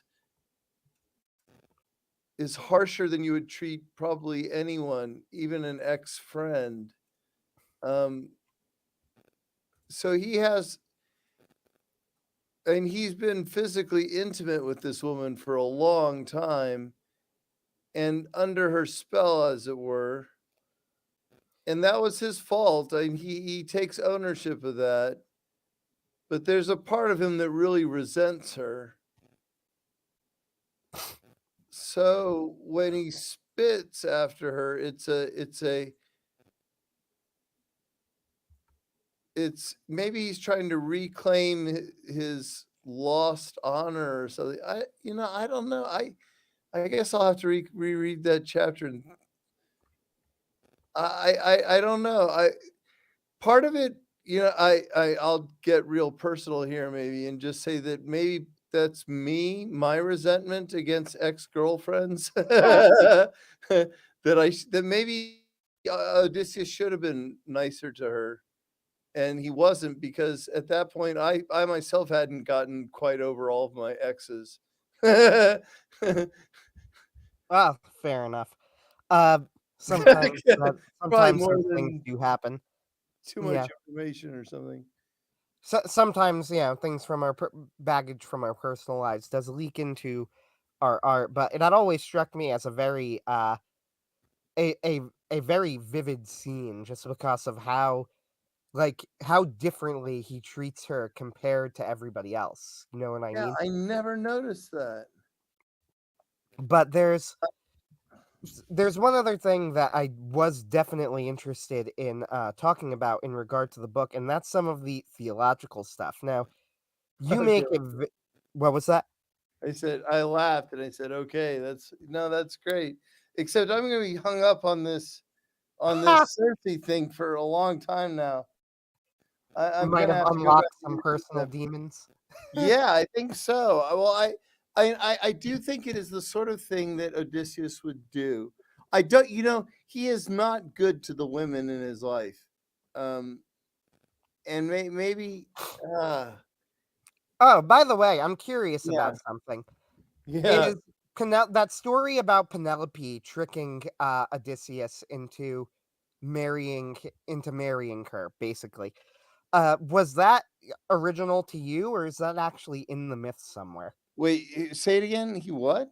So Who? What? Penelope tells a story where she tricks Helen into marrying what's his name? The Spartan king, Menelaus. Yeah. I And think so that that was. she could marry Odysseus. I think some of it is from the legend. I know that in one version of the Greek myths, Penelope and Helen are sisters. I know that, but I think I made up the business of her tricking Penelope tricking Helen into marrying I like Odysseus. the idea a lot. It was a clever story, and I think it fit the characters very well. I mean, Uh, it's certainly Odysseus's idea that Helen get to choose. And if Helen and Penelope were sisters, it's the sort of thing Penelope would do, I think. But no, that's me. Yeah, I made that up. that was a neat idea. I enjoyed it. I was Oh, thanks. wondering as I read it. I'm like, is this in the myth somewhere? Because I don't recall it, but it's a clever idea. Uh, Thanks. so the theological stuff. Now you make it very clear at the beginning and end of the book that you're like, this is not theologically accurate. It's not meant to be theologically accurate. Yeah. Don't get your theology from this book. So that is the disclaimer, right? For everybody listening. Like, it is a Kind work of. of fiction. Yeah. Except that yeah, that was Father Fessio is the boss, the owner, manager, whatever of Ignatius Press, and he insisted that I add this prologue where Uh-huh. Odysseus says, "Look, I was never in hell, but I'm a great storyteller, and Dante stuck me there along with Saint Celestine. So if he can talk me in there, I can talk myself out." And so in that sense, it is theologically okay. I added that bit on book Well, that's true. as a result of so. But anyway, go ahead. Yeah. But I do think that you include enough that there's like stuff for, the theologically inclined to chew on. For example, there is a major implication. In fact, it might rise beyond the point of implication to just being directly stated uh, that the reason that he is given this opportunity to even go down, to travel to the lower depths and to escape hell is due to the harrowing of hell. Yeah. When Jesus descends into hell. So I'm curious about this. I was thinking of this from two perspectives. Like, number one is that we do have in Catholic theology a lot of this. It is there is doctrine here, but also there's a lot of like theological speculation. And I think differences between the East and West on how it's viewed. On like what happened in the harrowing of hell, right? Like Yeah. who was saved and who was not. I mean, it's generally agreed. And I know there are some Protestants that would not agree with this. Like, I've talked to Protestants. I'm not going to speak for Ben as he's not here. But like, I have talked to Protestants who would say that they don't really, they wouldn't say that the Old Testament patriarchs are necessarily in heaven unless they're mentioned explicitly, like, in the New Testament, right? Because they're sola scriptura. Abraham, for example. Yeah, because they're sola scriptura. They said, but otherwise, I wouldn't guarantee it. Right. However, in Catholic theology, it's pretty well established that we would consider like the patriarchs, Yeah. to be in heaven, right? And so that means that therefore ipso facto, it is not impossible for somebody who died before Christ to be in heaven. Right. So how expansive that is a matter of theological speculation, right? And Right. also who gets the chance, right? Would Odysseus, who did not have that chance if he were real, which as far as I know, I don't think there's anybody who would say Odysseus was real, but I could be wrong about that. Uh, if Odysseus were real, uh, would he be one of those people who would have a chance to make it into heaven due to the harrowing of hell? And then there is the second question here that I was thinking of, which is that Odysseus and Diomedes are only given the chance to leave the underworld when they see their footsteps. In other words, when they're alive. And I'm thinking, okay, so how theologically sound is that? And I'm No, like, no, wait, no. They don't see their own footsteps. They see Dante and Virgil. They see Dante's footsteps. don't they notice their footsteps later? Oh, yeah, you're right. Because as they gain in virtue, they gain in substance. And that's according to Dante, the more evil you are, the less you really exist. So the smaller hell becomes, but the more full of souls. So each circle of hell becomes a little smaller as you get lower and lower. So Right. as Odysseus and Diomedes begin to gain in virtue, they gain physical substance, and so they begin to leave footsteps. So yeah, right. Yeah, sorry, you're right. Yes. So this was a theological, speculation, we'll call it, that I had, keeping in Sure. mind I am not a theologian. Uh, but I'm like, okay, so let's see. This is the Catholic theological perspective. The immediate judgment is a doctrine, right? When you die, you are judged, sent to either heaven or hell. However, we know both in the New Testament and even though it's not on the level of doctrine, but we have stories of saints that you can be brought back from the dead. Like this has happened before. So, if you could, that would seem to indicate if number one, when you die, you are immediately judged, but number two, you can, in theory, be brought back from the dead, that the immediate judgment is not necessarily permanently fixed if the death is reversed, which only happens in very rare miracles. So that was my thought as well, that maybe part of the reason they're able to escape is that they are no longer dead, and thus they can now make Right. choices. Well, there are a couple of theological things going on there. One is sort of an inside joke, which is that if you do the math, he talks about how many hundreds of years he's been in hell, and and if you do the math, it turns out that he gets out in 2007, which is when Pope Benedict XVI said there probably wasn't a limbo. So Oh, I that was when they released the the document hope on like the hope of salvation for infants who die without being baptized was the document. yeah. And I just sort of as an inside joke, um, I just envisioned all these souls in limbo going, "Oh wait, limbo doesn't exist? Oh hey, yeah, hooray, we're out of here." Um, so that was sort of if you add up all the years that he has spent in hell, he turns out to get out of hell in 2007, April 18th actually, when Benedict the 16th published this document. Um, but yes, but more importantly, yes, as he gains virtue, he becomes more alive, and so living beings have no place in hell. Hell is a place of death and unbeing. So the more he is, the less he deserves to be there. Plus, Our Lady said, or the Parthenos says to him that this will be his purgation. Yeah, I did catch that as well, that uh it goes on various views of purgatory, right? There's Right. purgatory as a state, purgatory as a place, purgatory, and the actual answer is we don't really know, just that it's a Right. thing. Though he at the end of the book, spoiler alert, when he takes the hand of the Parthenos and he exits hell, he looks up a mountain and he says, "Is this going to be hard?" And she says, "Yes, it is, but hold on, here we go." And that's obviously the mountain of Dante's mountain of purgatory, right?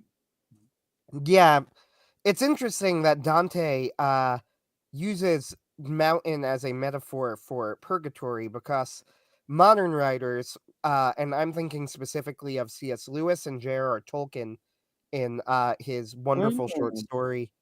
What were you saying? I said, Yeah. In his wonderful short story, Leaf by Nickel, they tend to use mountains to symbolize heaven. Yeah. Uh, Lewis uses mountains for heaven in both The Last Battle, I believe, and in The Great Divorce. And Tolkien uses a mountain as heaven in Leaf by Nickel. Hmm.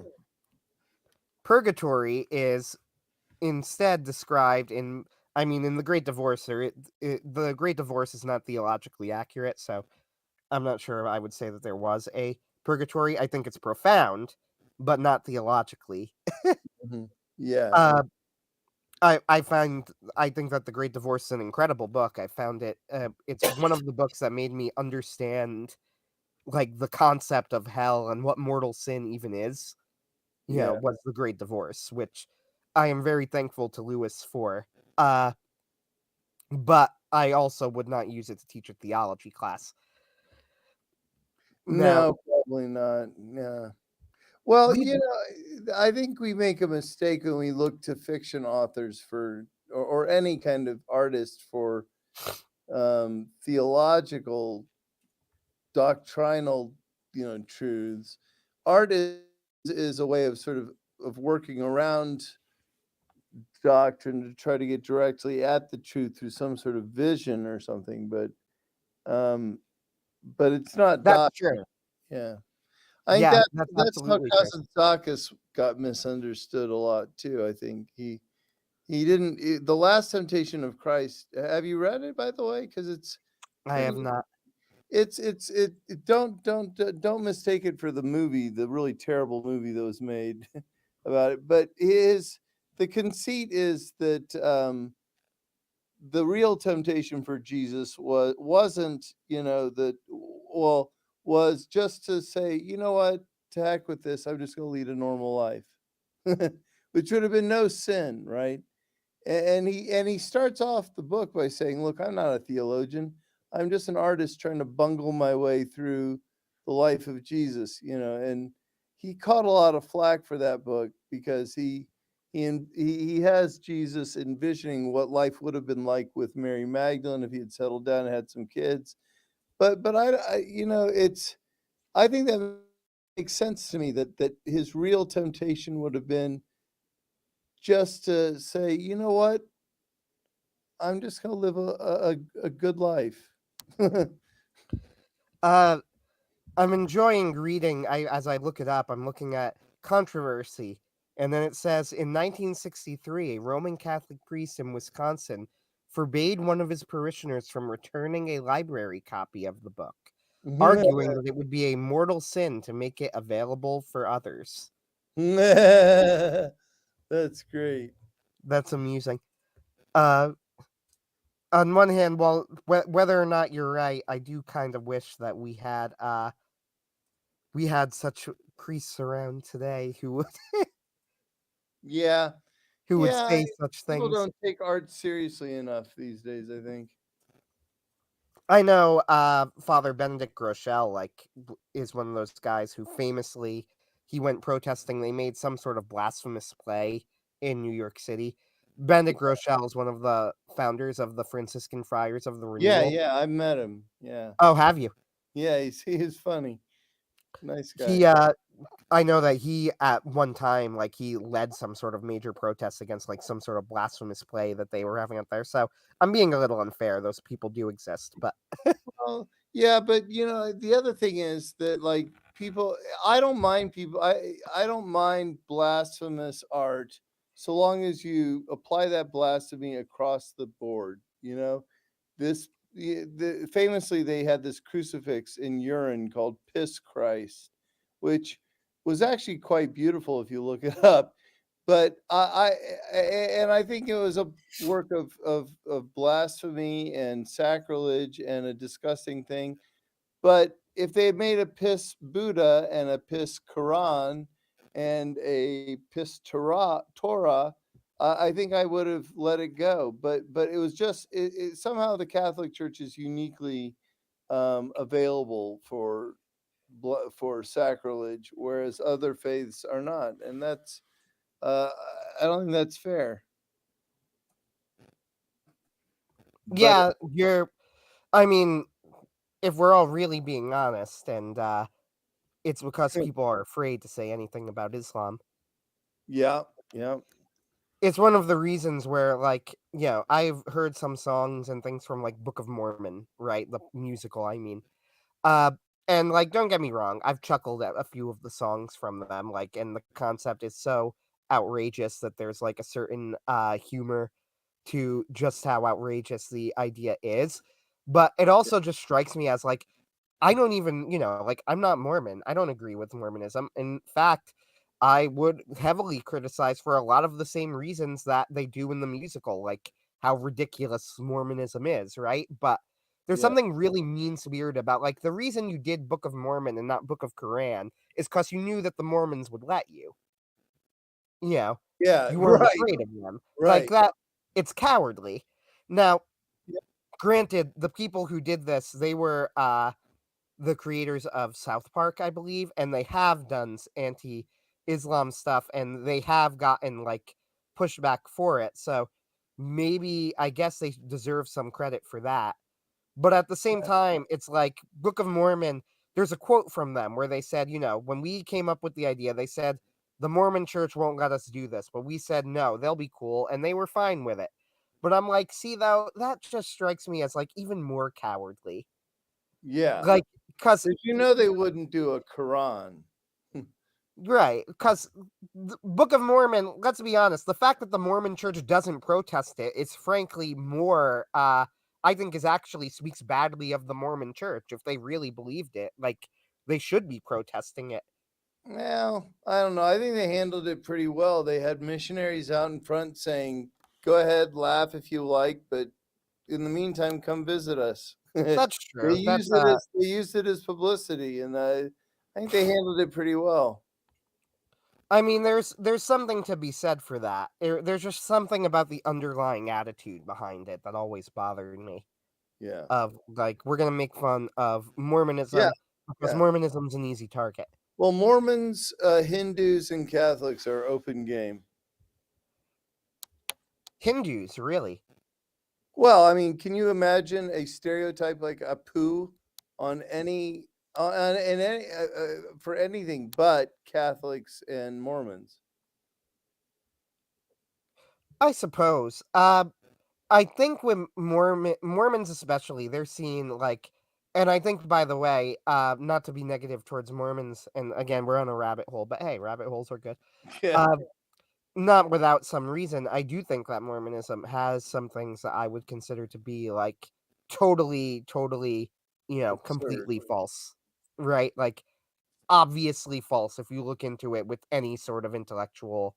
Uh, I don't want to say honesty, but I will say from a neutral position, if you were to look at Mormonism, like you had no presuppositions, I think you would come to the conclusion that Mormonism didn't really have a leg to stand on, right? But Yeah, with that, I don't want to say honestly, because I do think that, at least many Mormons are completely honest. But I think it's generally people who like either knew nice Mormons or were raised Mormon, yeah. Uh, and fine, right? Whatever. But with you don't really see like, oh, and here is the good Mormon in the show. But then in culture, you do get a show, to be fair, like Daredevil. I don't know if you know anything about it. It was a quote unquote yet another Marvel show, yeah. He right? was a Catholic. He goes to confession every now and then, right, or something like that. Or... Yeah, now I actually really liked Daredevil. Uh don't get me wrong, it was not perfect, and I am a Philistine who likes superhero cape, what people Yeah, I'm cool. derogatively call cape stuff, right? And I freely admit, like, I would not recommend that you give money to a company like Netflix or whatever to get or now Disney Plus to get Daredevil. It's certainly not worth it in that sense. Yeah. But I enjoyed Daredevil, and one of the reasons I enjoyed it is that he was a Catholic and they portrayed it pretty respectfully. Like he goes to confession, and but one of the things that I liked is that not only does he go to confession, like it appears to have an effect on his life. Yeah, You know what I mean? Like, not that he necessarily changes everything he does, but the priest has an influence on him, and he is not portrayed as being obviously in the wrong. yeah, yeah. So, for Well, example, there is a scene in like the first episode. He goes to confession and he tells the priest, "Forgive me." And it's supposed to be a big dramatic moment before, an action scene, like yeah, for what I'm about to do. What I liked about that, and okay, fine, like they want their big dramatic action scene moment, whatever. right, right. But what I liked about this is that the priest's response to this was to look at Matt, who's the main character, Daredevil, and Yeah, go, "No, that's not how this works." yeah, And I just really liked that because it showed that, like, they'd done their homework. He didn't react like a yeah, deer in headlights. You know, he didn't, I don't know, he didn't go, "Okay, so what is it you're about to do?" He goes, "That no, you can't do that." yeah. It's just like that's the That's correct cool. reaction. And there's another scene in there too where he's telling a story. He asks him, like, "Hey, father, do you believe in the devil?" And it's one of my favorite scenes in the whole show because he goes, "Well," he goes, "when I was a young priest, I did not. I thought it was made up." And then he Mm. And he goes, "That's not very Catholic of you." And he goes, "It's not, is it?" And then but he goes, "One day I went to work in Africa." He goes, "And there was a man in the village." He goes, "A warlord was going around taking over villages. And we had a man Ooh. in the village who was like salt of the earth. Everybody loved him. He had a family, he was respected, and he made an enemy of this warlord. And I was like to go to the warlord and try and convince him, like, not to kill this guy." And he goes, "So I go and I talk to him. And he says, 'Okay, bring him out to me.' And he goes, 'Well, they hacked him to death in front of me while his family watched.' And then he looks at him and he goes, 'Yeah, I believe in the devil.'" Uh, Wow. I thought it was a great scene because I'm like, he That's feels like a priest, yeah, yeah, yeah, yeah, yeah. answering the question honestly, you know. Yeah, Yeah, give me a chance. even the age kind of matched up because he was like an older priest. If you're going to seminary in what the 60s, Yeah, you probably 70s, when the wouldn't believe in seminaries, the devil, yeah. yeah, when the seminaries were really bad. Just a nice moment, or I guess an ocean of calm in the middle of a storm. You don't really see that with Mormonism, though, do you? Like, I can't think of the last Mormon character who they portray in any sort of positive way. Well, there's actually I'll try to forward it to you. Recording in There's an article progress. written a while Wolfing down the ago fruit, about how, or like, foxing down, I guess. I think it's in the New Costa Yorker or Thea something, says about that how all she's the of the Order best of villains are Confessors. Catholic, and how when you're in a real spot in a horror movie, when you're in a really tough spot, nobody calls for the Methodist minister. Yeah, that's Like, it's true. always a Catholic priest that ends up being called, even if he's corrupt and, you know, sexually backwards and whatever, which is usually the case in these films. Still, they make much better. No one ever calls for the local Baptist minister when Dracula shows up. You know. So there was a movie that was quite mediocre. Uh, you could probably, I'm probably being nice calling it mediocre. It really wasn't good. It was Really, the there's a fourth. mediocre movie. It was the fourth Pirates of the Caribbean movie. Okay. No, fourth. The fourth Pirates of the Caribbean movie, utterly mediocre film. But it had one scene that I will remember. It was absolutely awesome. So the Spanish are like the quote unquote, I guess, villains of the movie. The whole thing Yeah. focuses on the finding of the Fountain of Youth. Okay. Yeah, and it's great. There's a scene in there near the end of it. There's a British person who's like guarding the fountain.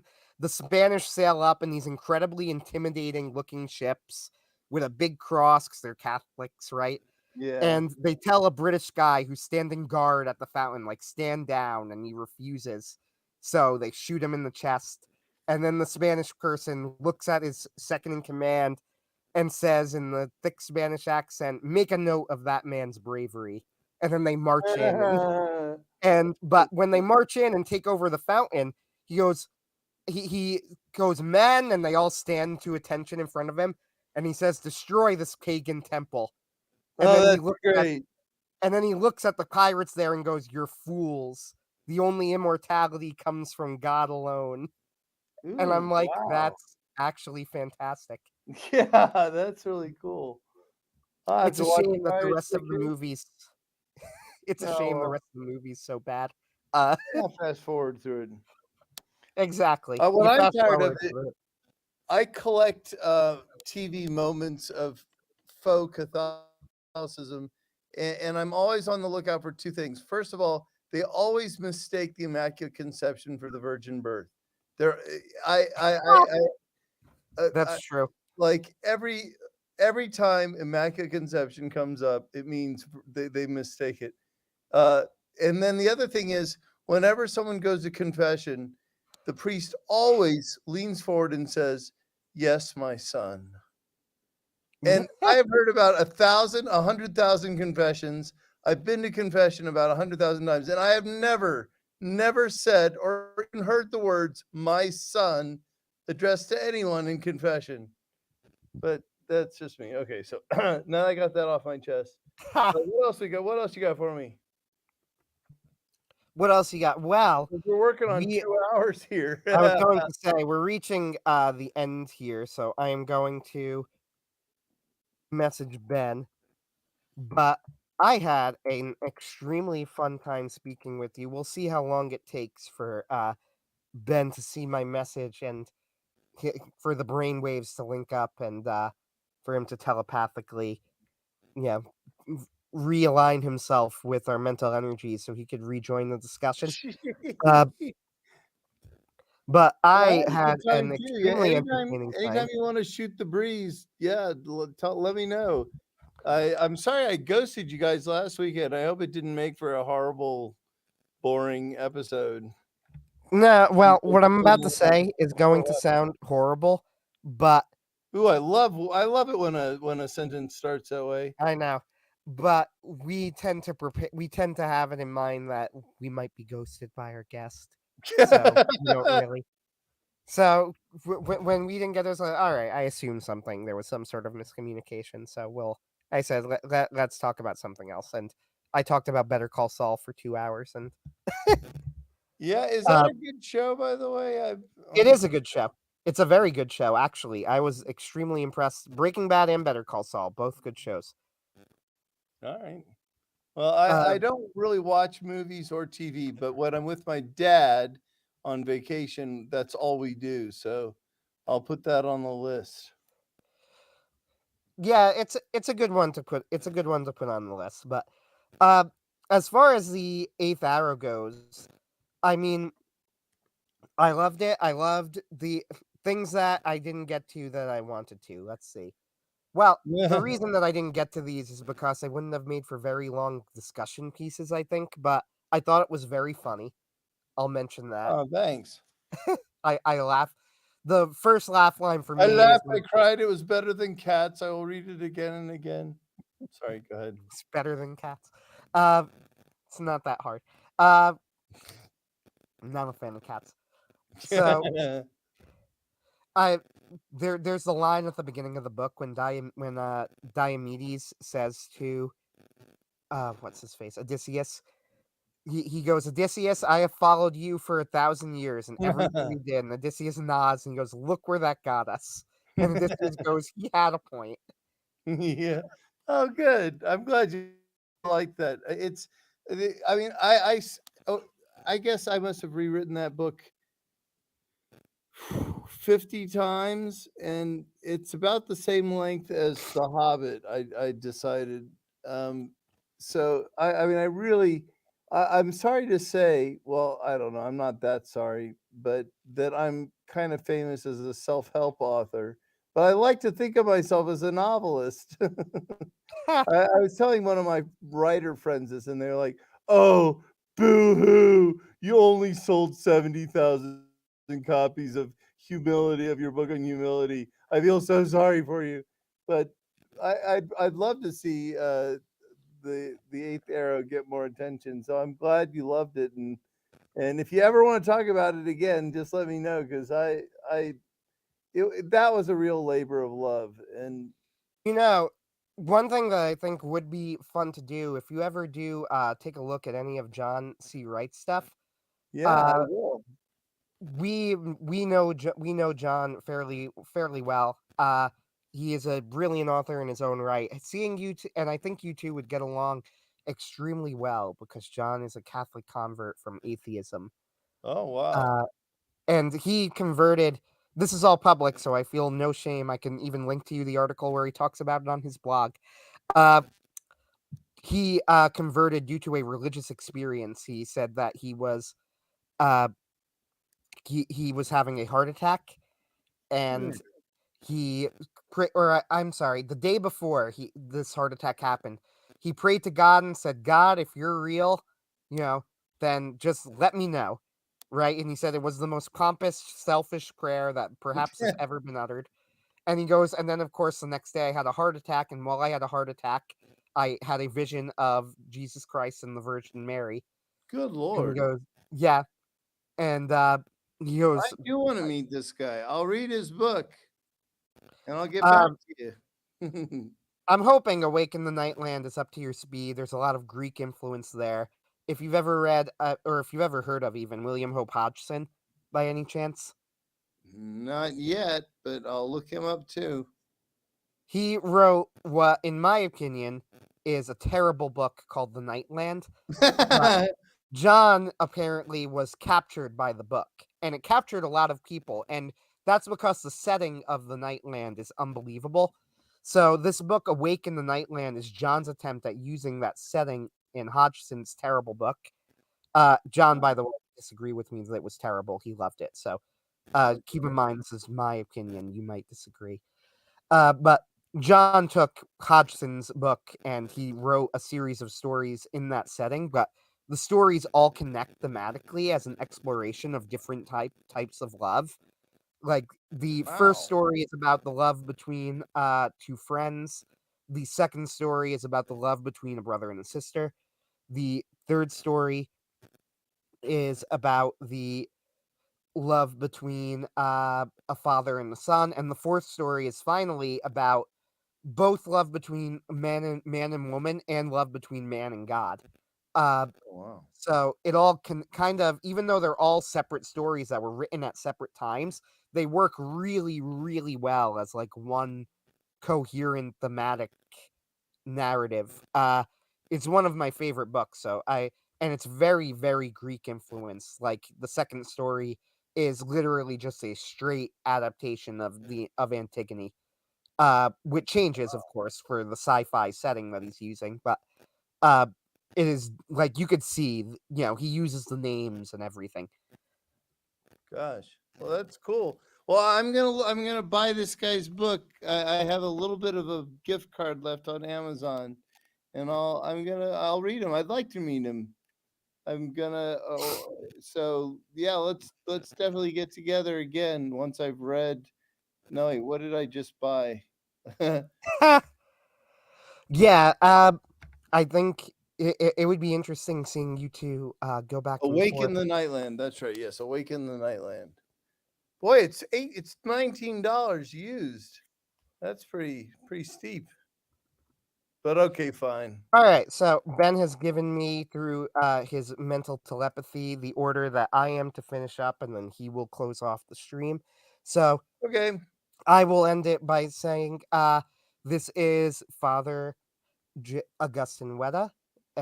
He is the author of The Eighth Arrow, which is an excellent book that I highly recommend you buy.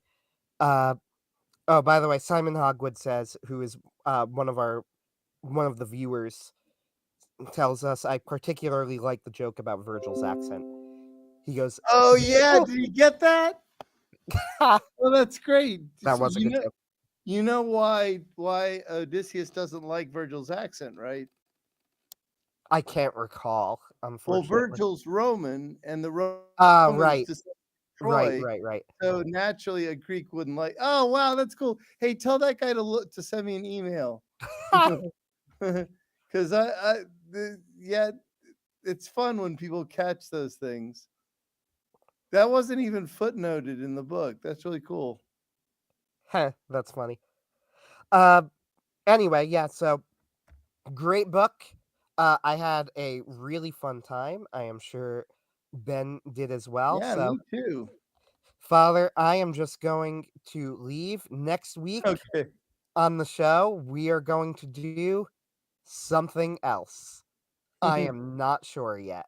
If Ben Oh. has an idea, I don't want to say he didn't tell me. He might have told me, but I definitely forgot.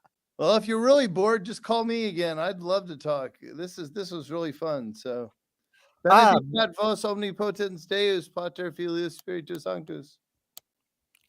Amen. Have a nice night, everybody. Chowder for nowder.